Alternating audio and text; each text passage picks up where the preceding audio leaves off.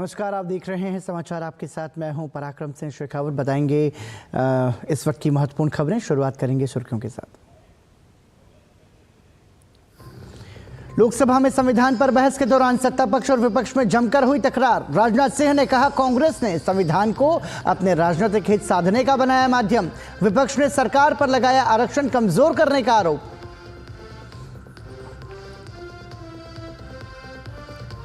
फिर नहीं चल सकी राज्यसभा की कार्यवाही। सभापति के विरुद्ध अविश्वास प्रस्ताव पर जमकर हुआ बवाल। सभापति ने कहा मैं किसान का बेटा कमजोर नहीं पड़ूंगा। खड़गे ने कहा मैं मजदूर किसान का पुत्र हूं।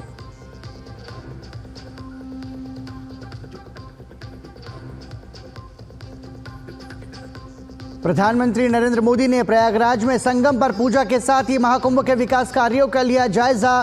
5,500 करोड़ से ज्यादा की विकास परियोजनाओं की शुरुआत। कहा दुनिया में होगी महाकुंभ की चर्चा।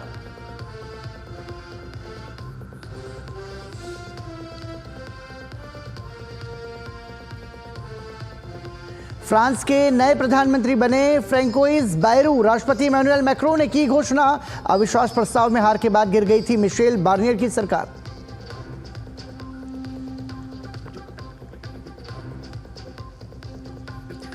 बॉर्डर गावस्कर ट्रॉफी का तीसरा टेस्ट शनिवार से ब्रिस्बेन में शुरू। भारत और ऑस्ट्रेलिया के बीच सीरीज फिलहाल 1-1 की बराबरी पर।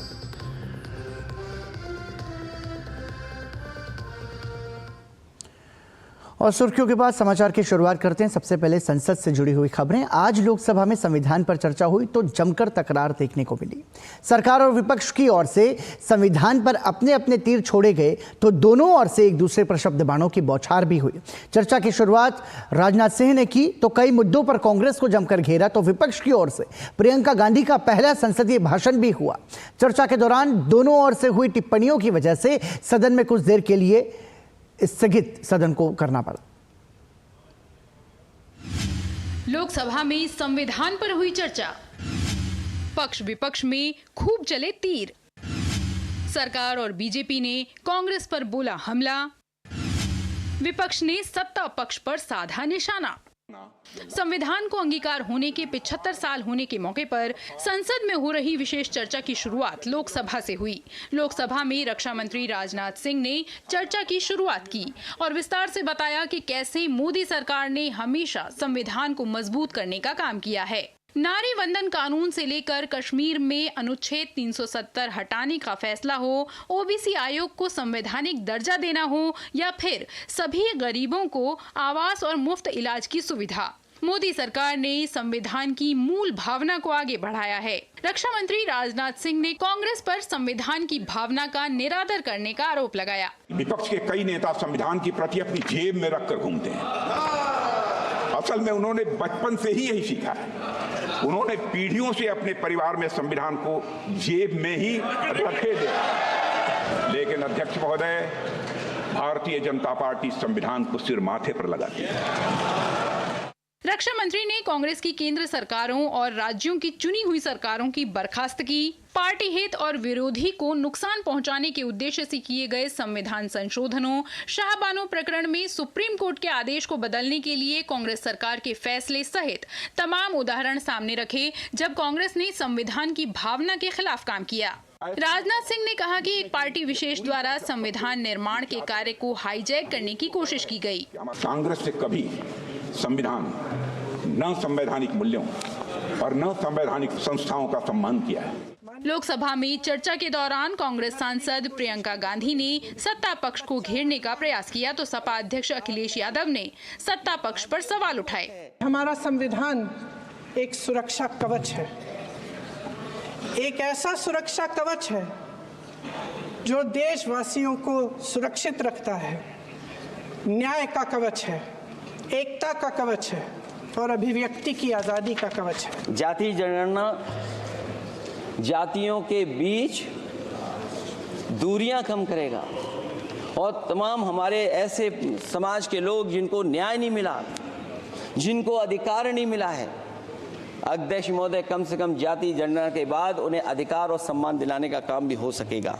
चर्चा में एनडीए के सहयोगी दलों ने भी हिस्सा लिया और कांग्रेस पर जोरदार हमले बोले। गद्दी बचाने के लिए उन्होंने इस देश में इमरजेंसी लगाया और लाखों लोगों को मीसा में उठा के जेल में बंद कर दिया गया।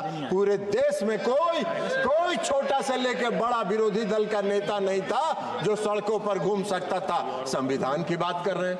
2008 में इसी सदन में ट्रस्ट वोट के लिए कैश फॉर वोट स्कैम किया गया था और लोकतंत्र का गला घोटने का कोशिश किया गया था। आपातकाल इमरजेंसी में जिस तरह से संविधान का चीरहरण हुआ था वो हम सब ने देखा। तो चर्चा का उत्तर शनिवार दोपहर बाद प्रधानमंत्री मोदी देंगे। अगले सप्ताह 16 और 17 दिसंबर को संविधान विषय पर राज्यसभा में भी चर्चा होगी। अमरेंद्र गुप्ता, ऋषि कुमार और शैलेंद्र मिश्र के साथ ब्यूरो रिपोर्ट, डीडी न्यूज।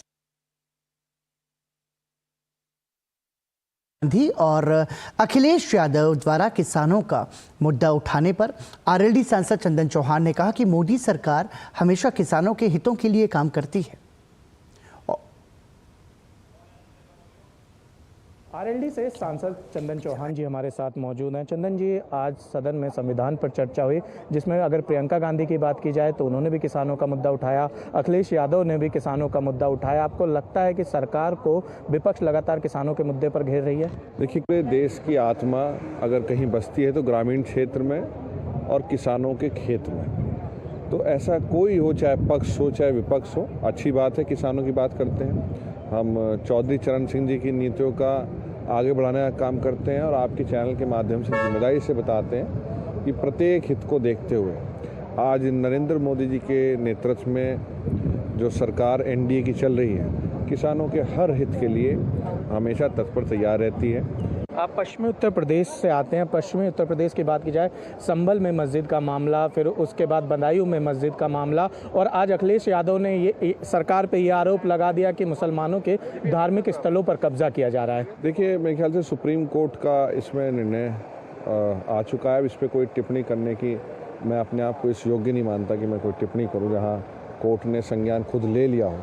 पर निश्चित रूप से मैं कहता हूँ जो घटना हुई वो दुखद है, ऐसी घटना नहीं होनी चाहिए और शांति बहाली ही हमारा सबका एक सर्वोच्च कर्तव्य होना चाहिए। शुक्रिया हमसे बातचीत करने के लिए। ये थे हमारे साथ आरएलडी सांसद चंदन चौहान। कैमरा पर्सन आशीष के साथ निशांत राय, डीडी न्यूज़, दिल्ली। लोकसभा में संविधान पर चर्चा के दौरान प्रियंका गांधी और अखिलेश यादव द्वारा किसानों का मुद्दा उठाने पर भाजपा सांसद बृजमोहन अग्रवाल ने जमकर निशाना साधा। उन्होंने कहा कि प्रियंका गांधी और अखिलेश यादव ने आज कोई नई बात नहीं कही है। साथ ही कहा कि अखिलेश यादव द्वारा धार्मिक स्थलों का मुद्दा उठाना सिर्फ वोट बैंक की राजनीति है। इन सभी मुद्दों पर भाजपा सांसद बृजमोहन अग्रवाल से डीडी न्यूज़ के संवाददाता निशांत राय ने बातचीत की। बीजेपी सांसद बृजमोहन अग्रवाल जी हमारे साथ मौजूद हैं। सर, आज संसद में संविधान पर चर्चा हुई तो प्रियंका गांधी ने आपकी सरकार को घेरा। उन्होंने तमाम मुद्दों पर बात कही। उन्होंने कहा अडानी को बचाने के लिए प्रयास किए जा रहे हैं सरकार के द्वारा। प्रियंका जी ने चाहे अखिलेश जी ने ऐसा कौन सा नया मुद्दा बोला? वही जाति जनगणना की बात, वही अडानी की बात, वही संविधान की रक्षा की बात। कोई नई बात उन्होंने नहीं बोली कि हमारे संविधान की रक्षा करना है तो उसके लिए हमें क्या करना चाहिए। और लोकल इश्यूज पे उन्होंने बोला। ये संविधान पूरे देश का 142 करोड़ लोगों का संविधान है, इसके ऊपर में उन दोनों ने कुछ भी नहीं बोला है। मुझे लगता है उनके पास में ना मोदी सरकार के खिलाफ ना कोई इशू है, ना कोई बातचीत है। जब पूरे देश में 42 बार कांग्रेस की सरकारों ने संविधान में संशोधन किया है, उसके बारे में उन्होंने एक शब्द भी नहीं कहा। आपातकाल को लेकर प्रियंका गांधी ने कहा कि उससे सीख लेनी चाहिए। सीख तो कांग्रेस को लेने की जरूरत है ना।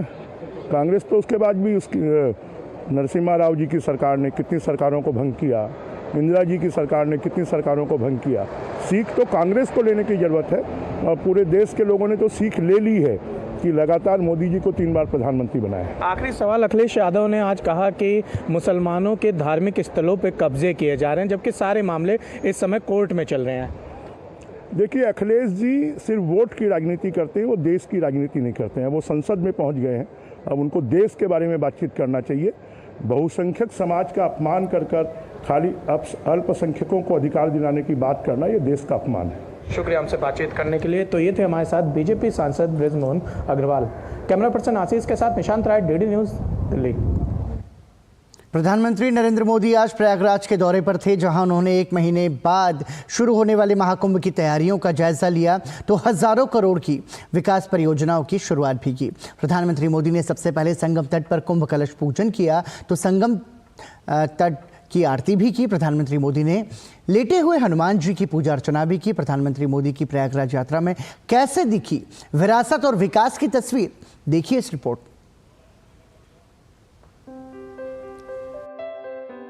ये केवल 3 पवित्र नदियों का ही संगम नहीं है। प्रयाग के बारे में कहा गया है, माघ मकरगत रबी जब होई, तीरथ पति ही आव सब कोई। जब सूर्य मकर में प्रवेश करते हैं, सभी दैवीय शक्तियां, सभी तीर्थ, सभी ऋषि, महर्षि, मनीषी प्रयाग में आ जाते हैं।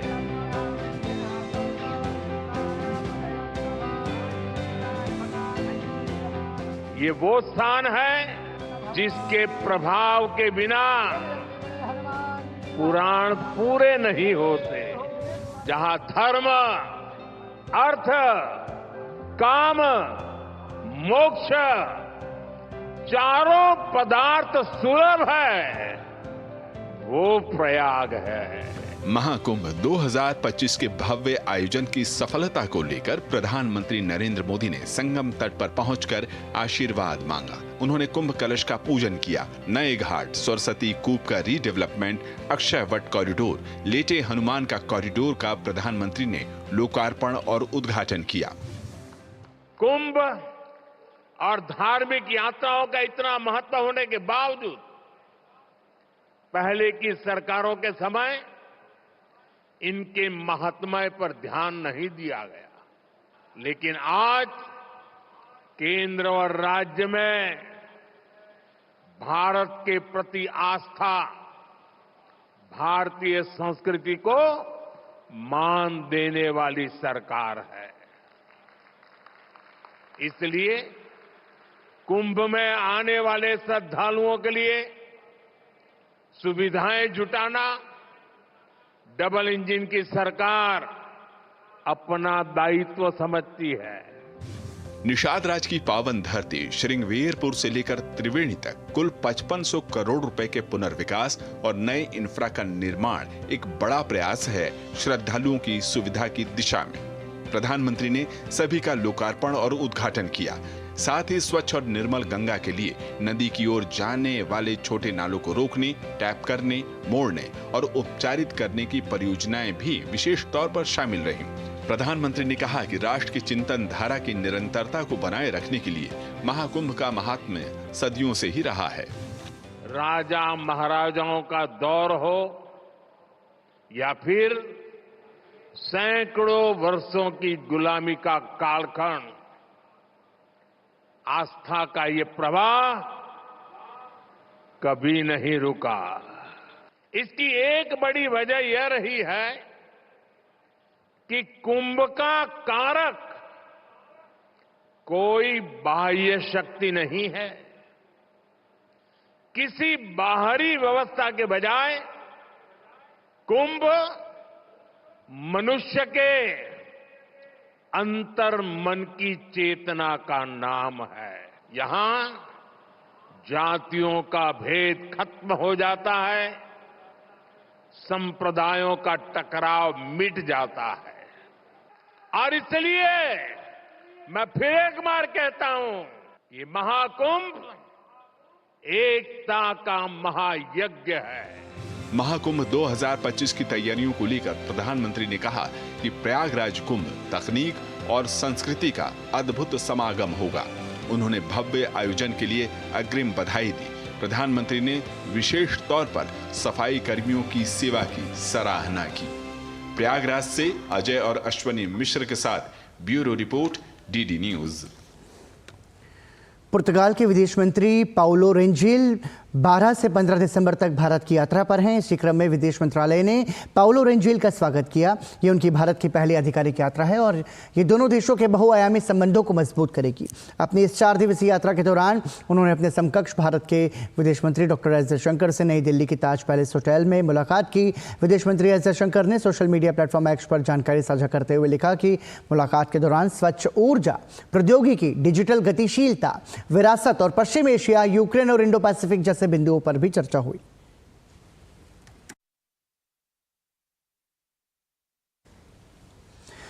वन नेशन वन इलेक्शन का टीएमसी और कांग्रेस द्वारा विरोध करने पर भाजपा नेता और पश्चिम बंगाल से लोकसभा सांसद सौमित्र खान ने कहा कि एक देश एक चुनाव एक अच्छी पहल है, लेकिन टीएमसी लगातार इसका विरोध करती आ रही है। इस मुद्दे को लेकर डीडी न्यूज के संवाददाता अमरेंद्र गुप्ता ने भाजपा नेता सौमित्र खान से खास बातचीत की। हमारे साथ लोकसभा के वरिष्ठ सांसद सौमित्र खान साहब मौजूद हैं। Sir, one nation one election को लेकर 32 पार्टियां एक साथ हैं। चूंकि आप बंगाल से आते हैं, कांग्रेस और टीएमसी ने इस पर विरोध भी जताया। पहला सवाल कि overall one nation one election के डिसीजन को, करने के डिसीजन को कैसे देखते हैं और इसमें ममता बनर्जी और कांग्रेस के रुख पर क्या कहेंगे? देखिए, सबसे बड़ी बात है वन देश वन नेशन वन वोट। इसमें होने से क्या होता है, जितने सारे सरकार का खर्चा, पब्लिक का हैरेसमेंट, जितने सारे ऑफिसर्स होते हैं, क्लार्क होते हैं, ड्राइवर होते हैं, सबका हैरेसमेंट होता है। बार बार इलेक्शन का मतलब अच्छा नहीं होता, देश आगे नहीं बढ़ेंगे। तो एक देश एक वोट, ये हमारा बिल आएंगे तो सबसे अच्छा होगा और देश के लिए भी अच्छा होगा, समय के लिए भी अच्छा होगा। दादा, कांग्रेस सहित टीएमसी और कुछ और पार्टियों ने इसका विरोध किया है और खासकर चूंकि आप बंगाल से आते हैं तो ममता दीदी ने खुलकर इसका विरोध किया। तो ये ममता दीदी तो चाहता ही नहीं है वोट हो, वो तो चाहता ही नहीं है वोट हो। सिर्फ पश्चिम बंगाल एक हमारा स्टेट है जहाँ सिर्फ वोट का टाइम निधन होता है, वोट का टाइम मर्डर होता है, वोट का टाइम विरोधी पक्ष को घर में आग लगा देता है। तो पश्चिम बंगाल को तो सीएम चाहता ही नहीं है जो वोट हो जाए। बहुत बहुत धन्यवाद। तो ये थे लोकसभा के वरिष्ठ सांसद सौमित्र खान साहब, जिनका साफ तौर पर मानना है कि वन नेशन वन इलेक्शन होना बहुत जरूरी है। अगर ऐसा होता है तो इससे न सिर्फ देश का पैसा बचेगा बल्कि देश का समय भी बचेगा। और वहीं दूसरी ओर टीएमसी के लगातार विवादित बयानों को लेकर भी उन्होंने कड़ी आलोचना की है। कैमरामैन नवीन कुमार के साथ अमरेंद्र गुप्ता, डीडी न्यूज, संसद भवन, दिल्ली। केंद्रीय मंत्री और पश्चिम बंगाल में भाजपा प्रदेश अध्यक्ष सुकांत मजूमदार ने कहा कि पश्चिम बंगाल में 17 लाख फर्जी मतदाता हैं। सुकांत मजूमदार ने कहा कि चुनाव आयोग को इस बात की जानकारी दी गई है और निवेदन किया गया है कि इन डुप्लीकेट नामों को पश्चिम बंगाल की वोटर लिस्ट से हटाया जाए। हमने पश्चिम बंगाल की तरफ से ओम पाठक जी हमारे पार्टी की तरफ से जो देखते हैं इलेक्शन कमीशन, और अमित मालवीय जी जो हमारे इंचार्ज है, उनके सहित मैंने रिप्रेजेंटेशन दिया। पूरे पश्चिम बंगाल में 17 लाख से भी ज़्यादा डुप्लीकेट वोटर्स है। उसमें 34,000 ऐसे वोट है जो एपिक नंबर डुप्लीकेट है और बाकी 16 लाख से ऊपर नाम ऐसे पाए गए हैं जिसमें एपिक नंबर अलग है लेकिन नाम सेम है, रिलेटिव का नाम सेम है, एड्रेस सेम है और उसके साथ साथ जो एज है एज ही सेम है। It cannot be A coincident. और इन सब का रिप्रेजेंटेशन हमने इलेक्शन कमीशन को दिया है और उन्हें अनुरोध किया है जो डुप्लीकेट नेम्स है, 17 लाख डुप्लीकेट नेम, ये पश्चिम बंगाल की वोटर लिस्ट से हटाया जाए। आम आदमी पार्टी और भाजपा से प्राप्त अभ्यावेदनों के संदर्भ में दिल्ली के मुख्य कार्यकारी अधिकारी को भारत निर्वाचन आयोग के निर्देश। चुनाव आयोग ने भारतीय जनता पार्टी और आम आदमी पार्टी द्वारा मतदाता सूची से संबंधित दिए गए प्रतिवेदनों की समस्त जानकारी दिल्ली मुख्य निर्वाचन अधिकारी को दी है ताकि इस संबंध में जो भी शिकायतें हैं उन्हें तत्काल और नियमानुकूल निपटारा किया जा सके। गौरतलब है कि दोनों ही पार्टियों ने चुनाव आयोग को दिल्ली की मतदाता सूची में गड़बड़ियों की शिकायत की है।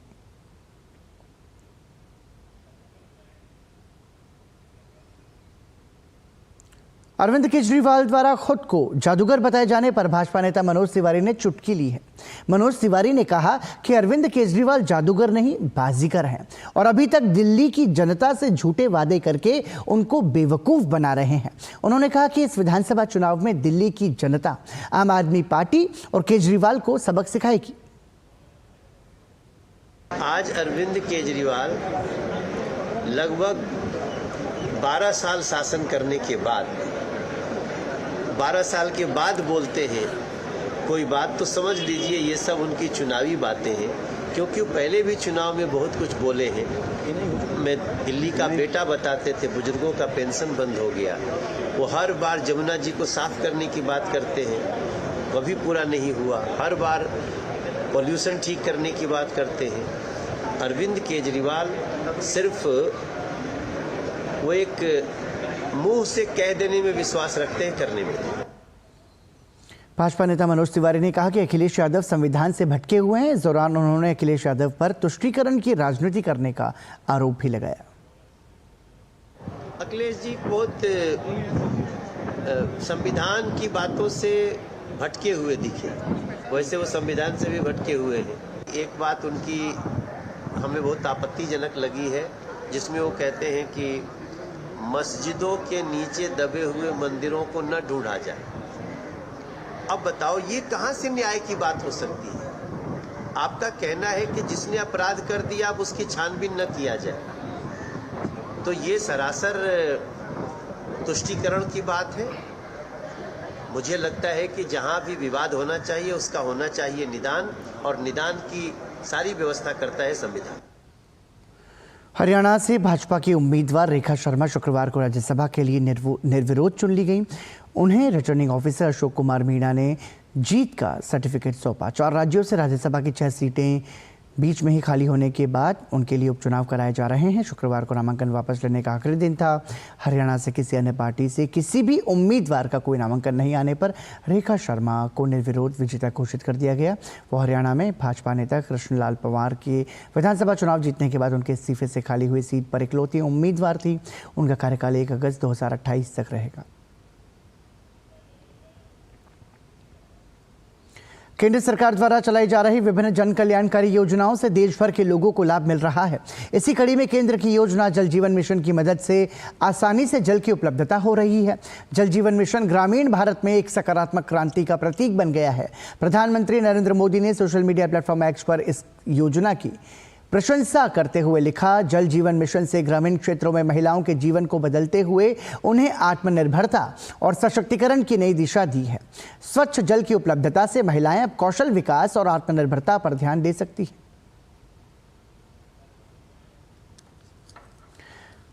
भाजपा अध्यक्ष जेपी नड्डा ने रायपुर में एक रैली को संबोधित किया। इस मौके पर उन्होंने कहा कि आज मूल्यांकन भी कीजिए कि आपने किस पार्टी को किन नेताओं को सेवाओं का मौका दिया है, उन्होंने आपके लिए क्या किया है। हमें राजनीतिक दृष्टि से यह देखना होगा कि आखिर आपने किन लोगों को, किस पार्टी को, किन नेताओं को आपने सत्ता में आकर के सेवा करने का मौका दिया है और उनके आने से क्या फर्क पड़ता है और उनके नहीं रहने से क्या फर्क पड़ता है, इसका मूल्यांकन करने का दिन भी है। भाजपा अध्यक्ष जेपी नड्डा ने छत्तीसगढ़ के मुख्यमंत्री के कार्यों की सराहना की। उन्होंने कहा कि आपने विष्णुदेव साय को मुख्यमंत्री के रूप में पहली कैबिनेट में प्रधानमंत्री ग्रामीण आवास योजना लागू कर दी और महतारी वंदन योजना की भी पहली किस्त देने की तैयारी कर दी। आपने विष्णुदेव जी को मुख्यमंत्री के रूप में बैठाया, पहली कैबिनेट में प्रधानमंत्री ग्रामीण आवास योजना लागू कर दी और महतारी वंदन योजना को भी उसकी पहली किस्त देने की तैयारी कर दी। ये फर्क पड़ता है। लाल किले पर मालिकाना हक का दावा करने वाली अंतिम मुगल सम्राट बहादुर शाह जफर द्वितीय के परपोते की विधवा की याचिका को दिल्ली हाईकोर्ट ने खारिज कर दिया। सुल्तान बेगम ने खुद को कानूनी उत्तराधिकारी होने का दावा करते हुए याचिका दायर की थी। उन्होंने हाईकोर्ट के सिंगल जज के 2021 में दिए आदेश को चुनौती दी थी, लेकिन बेंच ने कहा कि यह अपील सिंगल बेंच के आदेश के बाद 2.5 साल की देरी से दायर हुई है। अपील में इतनी देरी को माफ नहीं किया जा सकता। हालांकि सुल्ताना बेगम ने दलील दी थी कि खराब सेहत और बेटी की मौत के चलते उन्हें याचिका दायर करने में देरी हुई, लेकिन कोर्ट ने इस दलील को अस्वीकार कर दिया।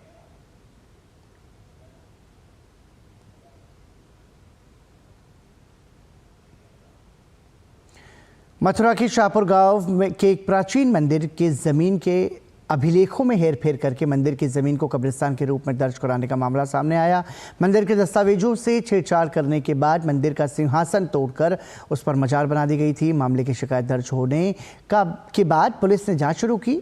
2 साल चली जांच के बाद ये फर्जीवाड़ा सामने आया। गांव के एक व्यक्ति की तहरीर पर तत्कालीन तहसीलदार लेखपाल समेत 2 दर्जन लोगों के खिलाफ रिपोर्ट दर्ज कराई गई थी। मामला हाईकोर्ट में पहुंचा, जिसके बाद हाईकोर्ट के आदेश पर जमीन मंदिर के नाम दर्ज हो गई, लेकिन मजार अभी भी बनी हुई है।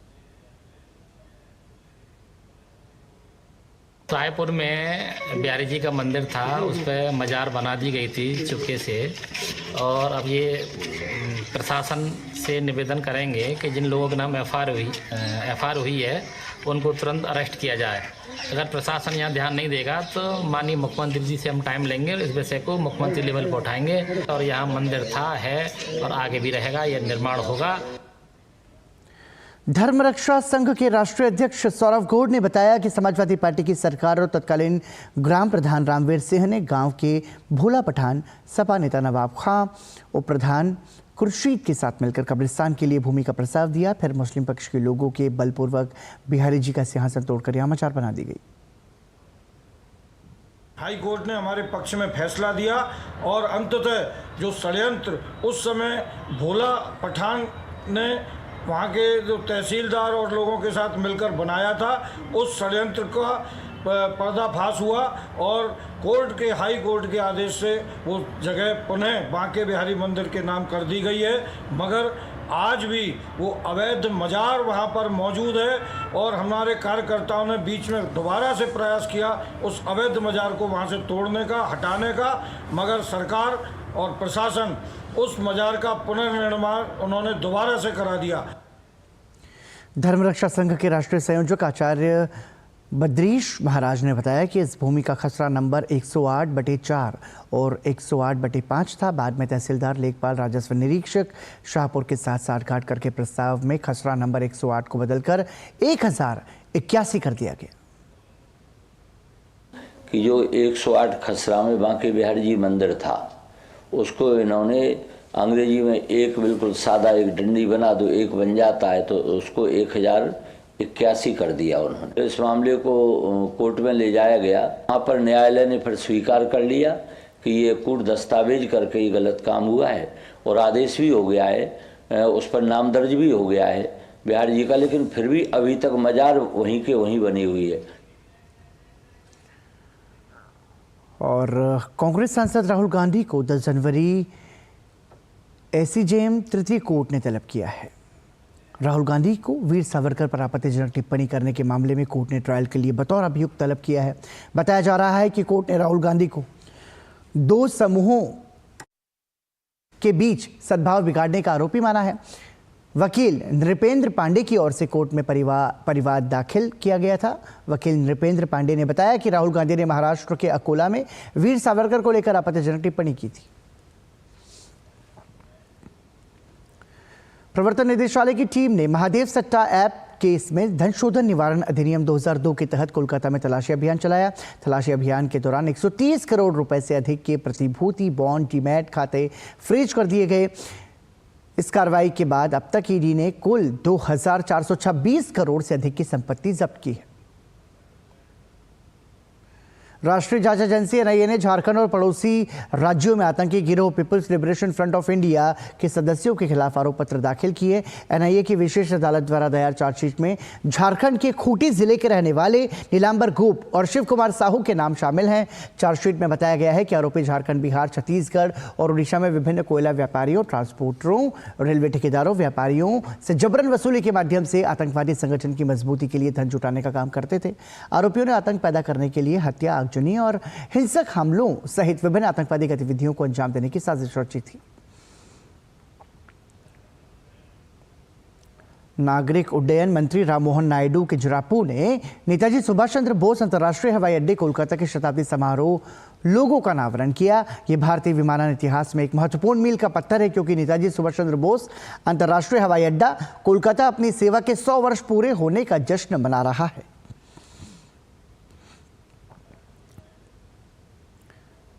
विज्ञान एवं प्रौद्योगिकी विभाग ने इस साल स्वच्छता 4 के तहत विशेष अभियान में 4000 वर्ग फीट जगह को कबाड़ से न केवल हटाने का काम किया, बल्कि उस कबाड़ को बेचकर 41 लाख रुपए भी भारत कोष में जमा करवाए। इस विभाग के नीचे आने वाले करीब 80 कार्यालयों ने 900 साइट्स पर सफाई कर हजारों गैर जरूरी फाइलें हटाई और आसपास के स्कूलों में बच्चों को पौधे देकर स्वच्छता के महत्व पर संवाद के जरिए जागरूकता भी की।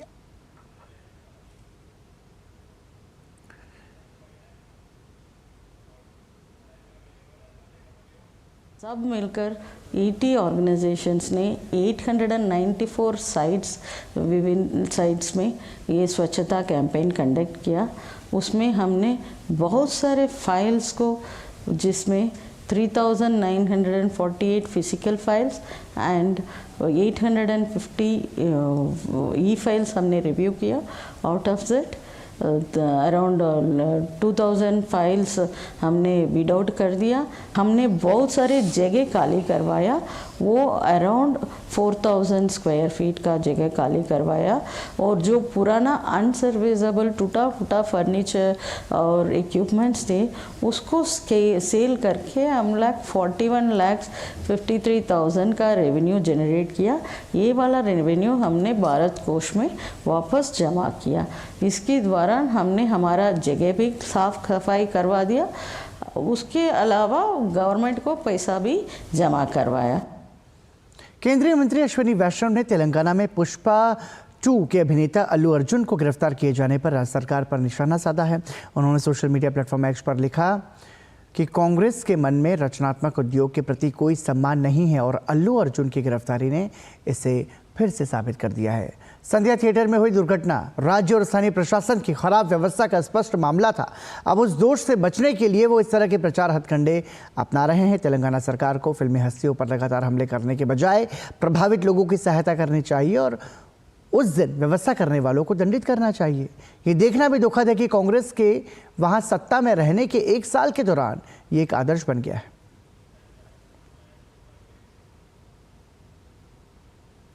भाजपा सांसद रवि किशन ने अभिनेता अल्लू अर्जुन को गिरफ्तार करने को लेकर कहा है कि यह बेहद दुखद है। कांग्रेस की सरकार में कलाकारों के साथ इस तरह का व्यवहार किया जाता है, वो संविधान की धज्जियां उड़ाते हैं।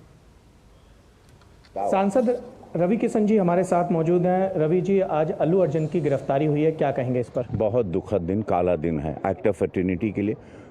एक नेशनल अवार्ड विनर, राष्ट्रीय पुरस्कार से मेरे अच्छे मित्र, मेरे को एक्टर और जेंटलमैन, उनके छोटे बच्चों के सामने, उनके बूढ़े माता पिता के सामने, उनकी पत्नी के सामने उनको खींच के लेके जा रहे हैं आप, जैसे कोई टेररिस्ट है। ये मुझे समझ में नहीं आया। उस बेल मिल गया, लेकिन ये सारी चीज़ें अब उन बच्चों पर जो असर हुआ, उनके दिमागी असर, उसका क्या आप करेंगे? वो जवाबदेही बनते हैं। और सारे कलाकार शॉक्ड हैं कि इस तरह से कभी कोई भी इंसिडेंट हुआ तो कोई भी उनको उठा के, कांग्रेस की सरकार जहां रहेगी, कोई कलाकार सुरक्षित नहीं है। एक तरफ कांग्रेस अभिव्यक्ति की स्वतंत्रता की बात करती है, तमाम बड़ी बड़ी बातें करती है, दूसरी तरफ अल्लू अर्जुन जैसे एक्टर को इस तरीके से गिरफ्तार किया जाता है, क्या वजह मान रहे हैं? ये इसी से पता चलता है, इन्होंने हमेशा कॉन्ट्रडिक्ट किया, संविधान का मजाक उड़ाया, संविधान को खिलौना समझा, उसकी धज्जियां उड़ाई। आज वापस से इन लोगों ने संविधान की धज्जियां उड़ाएंगी। एक कलाकार यहाँ सुरक्षित नहीं है उनके स्टेट में जहाँ कांग्रेस की सरकार है। इससे ज्यादा दुखद क्या हो सकता है? तो ये थे हमारे साथ सांसद रवि किशन, जिनका कहना है कि एक कलाकार कांग्रेस के स्टेट में सुरक्षित नहीं है। कैमरा पर्सन आशीष शर्मा के साथ Nishant Rai, DD news, Delhi. Smart India hackathon का हार्डवेयर एडिशन देश भर में जारी है। 15 दिसंबर तक छात्र टीमें विभिन्न प्रॉब्लम स्टेटमेंट्स पर काम कर रही हैं। मध्य प्रदेश की राजधानी भोपाल में IS यूनिवर्सिटी में भी देश के विभिन्न राज्यों से आई टीमें भाग ले रही हैं। इस हैकाथॉन के दौरान ही भोपाल में डीडी न्यूज संवाददाता आदित्य श्रीवास्तव ने प्रतिभागी छात्र टीमों से बातचीत की। देश में स्मार्ट इंडिया हैकाथन चल रहा है। हार्डवेयर वर्जन की अगर बात करें तो 15 तारीख तक ये चलने वाला है।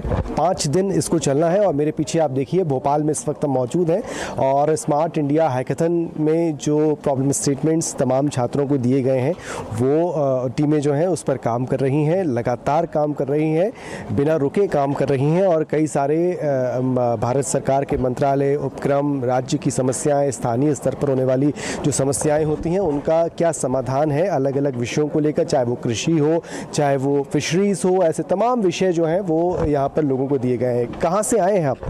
हम सर नागपुर से आए हैं। हाँ, क्या आपका प्रॉब्लम स्टेटमेंट है? सर हमारा problem statement smart irrigation system for precision farming है।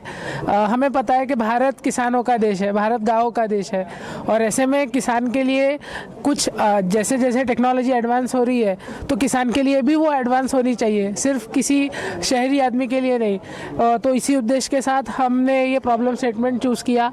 उसके बाद हम अभी इस पर लगातार काम कर रहे हैं, एक ऐसा सिस्टम जिससे सिंचाई आसान हो पाए, कम मात्रा में यदि भी पानी हो तो उसका सही नियंत्रण हो, सही रूप से उसका प्रयोग हो। किस समस्या का समाधान खोज रहे हैं आप लोग? जो दूध की टेस्टिंग होती है, दूध कैसे क्वालिटी है ये वो, उसके टेस्टिंग बहुत स्लो होती है मार्केट में in the real times, but वो टेस्टिंग को जल्दी करने के लिए और एक्यूरेट ज़्यादा बनाने के लिए हम काम कर रहे हैं। हम फार्मर्स की हेल्प कर सकते हैं, एक सिंपल सॉल्यूशन हम फाइंड कर रहे हैं जिससे फार्मर सिर्फ एक चीज़ नहीं, सिर्फ एक सिस्टम के थ्रू बहुत सारे प्रॉब्लम्स को एक साथ डील कर सके। हम animal husbandry, ministry of animal husbandry, fishery और डेयरिंग, इसके प्रॉब्लम स्टेटमेंट पर काम कर रहे हैं। लिक्विड नाइट्रोजन का सब्स्टिट्यूट ढूंढना है हमें, और हमारा अभी इंटीग्रेशन चालू है भाट, तो हम इसका सॉल्यूशन जल्दी देंगे। ग्राउंड लेवल पे जो इनोवेटर्स होते हैं जिसकी बूम अभी तक निकली नहीं है, उनके लिए सबसे बढ़िया प्लेटफॉर्म है सर SIH के लिए, क्योंकि हम जैसे हमसे ज़्यादा कोई कॉलेजेस है जो कि ग्राउंड लेवल पे होते हैं, वो कॉलेज इंडिया में कम्पीट करते हैं, कंपटीशन में भाग लेते हैं, सहभाग लेते हैं। तमाम देश की जो समस्याएं हैं वो उसका जो समाधान किस तरीके से हो सकता है, सॉफ्टवेयर वर्जन में हो, हार्डवेयर वर्जन में हो, उसको एक पूरा हैकाथॉन पूरे देश भर में चल रहा है। भोपाल में हार्डवेयर वर्जन की अगर बात करें तो 15 तारीख तक ये चलना है, और नॉन स्टॉप ये तमाम जो लोग हैं वो लगे रहेंगे 15 तारीख तक, अपनी जो उनको प्रॉब्लम स्टेटमेंट्स मिले हुए हैं उस पर काम करते रहेंगे। इनोवेशंस के लिहाज से अगर देखें तो ये बहुत महत्वपूर्ण हैकाथन देखने को मिल रही है। कैमरामैन गौरव निरूडकर के साथ आदित्य श्रीवास्तव, DD न्यूज़, भोपाल। केंद्रीय खेल मंत्री मनसुख मांडविया ने विश्व शतरंज चैंपियन बनने पर डी गुकेश को बधाई दी है। खेल मंत्री ने कहा कि गुकेश की ऐतिहासिक उपलब्धि से देश के और भी युवा प्रेरित होंगे।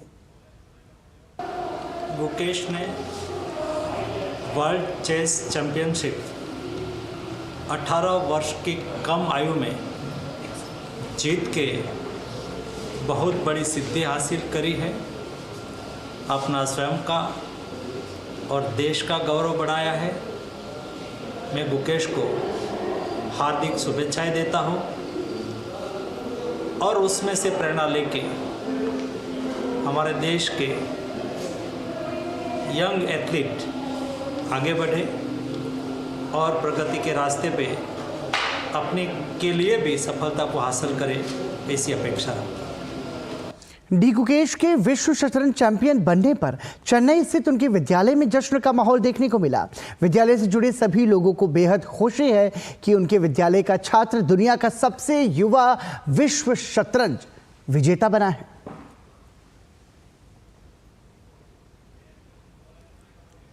It is truly such an inspiring thing to know that our beloved student Gukesh has become the world chess champion, and it is an opportunity to study in the same school that he did. Our school helps us both in our sports and our academics and helps us balance everything. Alamal Nexus extend the warmest congratulations to Gukesh and his historical achievement in World Chess Championship 2024. So as we just got this is information yesterday, so from this moment we are in unexplainable that enjoyment and also this excitement at present. केंद्रीय खेल मंत्री मनसुख मांडविया ने sports bill के draft को लेकर खिलाड़ियों के साथ चर्चा की। खेल मंत्री के साथ चर्चा के बाद खिलाड़ियों ने कहा कि स्पोर्ट्स बिल सरकार की अच्छी पहल है और इसके आने के बाद देश में खेलों का विकास होगा। ये स्पोर्ट्स बिल हमारे देश में खेलों को आगे बढ़ाने के लिए एक बहुत बड़ा कदम है। माननीय खेल मंत्री जी और हमारे आदरणीय प्रधानमंत्री जी की ये सोच है कि बाहर देश ओलंपिक में जब प्रतिनिधित्व करेगा, मेज़बानी करेगा, तो पदकों की संख्या इतनी हो कि पूरा विश्व चौकन्ना हो जाए। तो उसी दिशा में स्पोर्ट्स बिल एक बड़ा कदम होगा और हम सब इसके फेवर में हैं। हम सब समर्थन करते हैं कि स्पोर्ट्स बिल ज़रूर आना चाहिए। इससे खेल जगत में बहुत ज़्यादा सुधार भी होंगे और खिलाड़ियों को आगे बढ़ाने में बहुत ज़्यादा मदद भी मिलेगी। देखिए काफ़ी वुमेन को प्रॉब्लम्स होती थी, वो भी हमने डिस्कशन की है। इसके लिए फेडरेशंस में मतलब हमारे बिल में ये भी ऐड होगा कि वहाँ पर स्पेसिफिकली वुमेन भी हमारी फेडरेशंस में हो, और वो भी हमारे स्पोर्ट्स बिल में ऐड होगा। और अचीवर्स जो इसमें स्पोर्ट्स बिल 30% वुमेन की हिस्सेदारी होगी, तो ये भी बहुत ही अच्छा एक स्टेप होगा। और इसी के साथ ही समाचार में अभी के लिए इतना ही, लेकिन देश और दुनिया की बाकी बड़ी खबरों के लिए देखते रहिए DD न्यूज़। नमस्कार।